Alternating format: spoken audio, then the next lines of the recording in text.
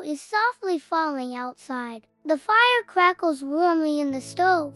The house is filled with the wonderful smell of mushroom pie. Grandmother places the pie on the table, and the children gather around. They love coming to Alyonka's house. Here, there are always tasty treats, fun games, and grandmother's incredible stories about kings and prophets, shepherds and fishermen, and of course, about the great God she believes in. Do you remember the day when we first really thought about God? Vitya suddenly asked. The children smiled. Oh, they remembered that day very, very well. That day, the children felt almost like grown-ups. For the very first time, their parents let them go to the forest all by themselves to pick mushrooms. Just don't go beyond the swamp, the adults warned them strictly. But what could be so scary? The forest was full of mushrooms this year. The kids gathered cheerfully at the edge of the village. Vitya,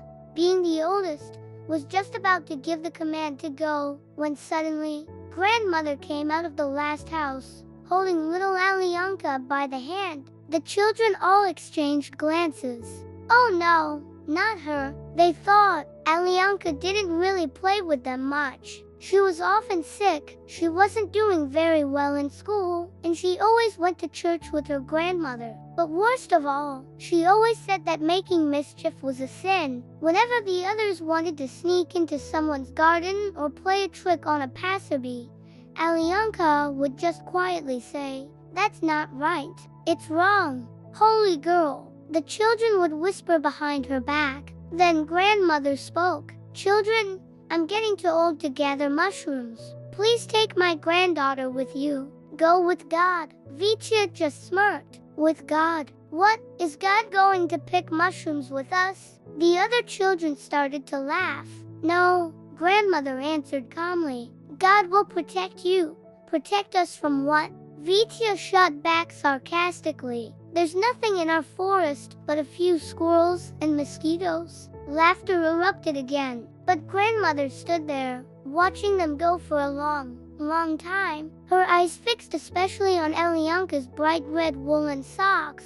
When their baskets were about half full, Vitya announced, "All right, who's not a coward? Let's go beyond the swamp. They say there are tons of amazing porcini mushrooms over there." But our parents said not to, Alyonka said quietly. She was immediately interrupted. "Be quiet, holy girl," Vitya said angrily. "And if you tell on us, you'll regret it." Alyonka stayed behind by a birch tree and quietly started to cry. But then, she got up and followed them.